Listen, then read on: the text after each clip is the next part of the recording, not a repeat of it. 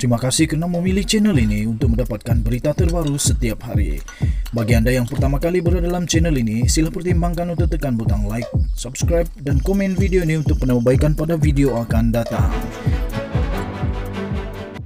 Berita politik, berita semasa, berita ekonomi, berita kesihatan, pendidikan dan segalanya ada dalam channel ini. Salam sejahtera Malaysia, berita terkini daripada premiumsinarharian.com.my.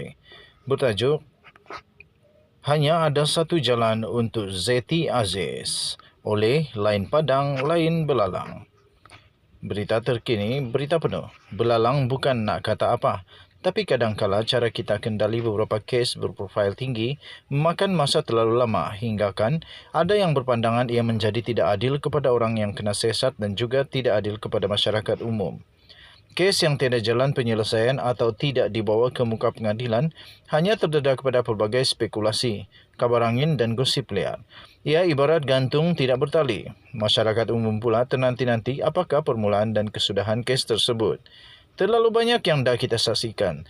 Siasatan atau perbicaraan kes berprofail tinggi masih belum selesai maupun bermula, walaupun ia diperkatakan sejak bertahun-tahun dahulu. Antara yang belalang nak sentuh secara spesifik di sini ialah kes 1MDB yang dikaitkan dengan bekas Gubernur Bank Negara Tan Sri Dr. Zeti Akhtar Aziz, suaminya serta anak-anaknya. Selagi kes mengenai mereka tidak dibawa secara rasmi ke muka pengadilan, maka selagi itulah ia menjadi bahan percakapan dan spekulasi ramai hinggakan ke tahap ia menjadi bahan ejekan dan bahan ketawa di media sosial. Dari sudut itu, ia tidak adil untuk Zeti. Namun, imej beliau yang tidak pernah tercela sebelum ini malah mencacatkan lagi sejarah sebagai wanita pertama menduduki kerusi Gubernur Bank Negara kini berada di persimpangan jalan. Segala-galanya berpunca daripada kontroversi yang terpalit oleh skandal 1MDB yang dikaitkan dengan suami dan anak-anaknya. Isu ini kembali menjadi bualan ramai selepas ASPRM, Suruhanjaya Pencegahan Rasuah Malaysia, mengesahkan menerusi satu kenyataan baru-baru ini bahawa RM65 juta wang yang dikaitkan dengan 1MDB telah dikembalikan kepada Malaysia oleh Singapura. Wang ini dirampas dari sebuah syarikat di Singapura milik suami bekas Gubernur Bank Negara. Walaupun tiada nama yang disebut dalam kenyataan oleh SPRM, tapi semua orang tahu siapa yang dimaksudkan.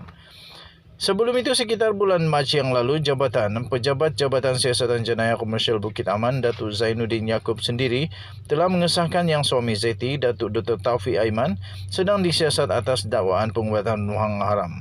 Yang menjadi pertanyaan ramai ialah mengapa siasatan ke atas Zeti dan ahli keluarganya mengambil masa yang terlalu lama dan perlahan. Orang yang bercakap mengenainya sejak 2019 lagi. Dah 2 tahun berlalu tetapi kes ini masih terumbang-ambing dan kes ini masih belum dibawa ke mahkamah. Dakwaan tanpa charge ini bukan saja mencemarkan imej Bank Negara tetapi Zeti sendiri yang namanya berada di atas setiap helaian wang kertas ringgit Malaysia.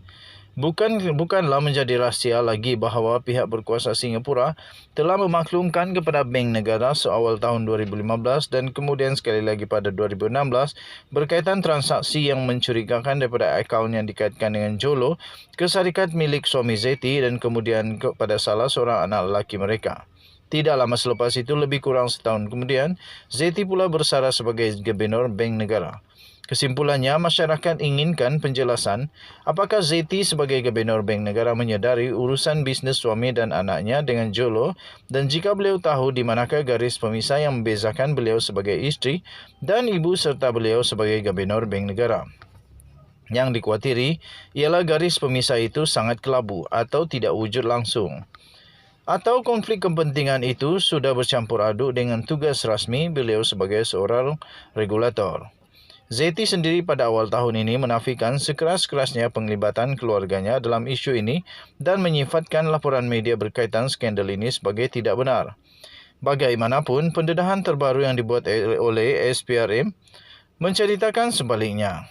Hanya ada satu jalan sahaja untuk Zeti membersihkan namanya dan jalan itu ialah pihak berkuasa menyelesaikan siasatan ini secepat mungkin dan kemudian memutuskan sama ada kes atau tidak untuk dibawa ke muka pengadilan. Daripada Belalang percaya dan yakin akan sistem keadilan kita. Sekian berita, salam sejahtera Malaysia. Artikel ini dipetik daripada premiumsinarharian.com.my. Kita jumpa lagi. Selamat petang Malaysia. Sila maklum bahawa artikel ini tidak menggambarkan pendapat dan pendirian sebenar daripada channel ini, The Twin TV. Bye-bye.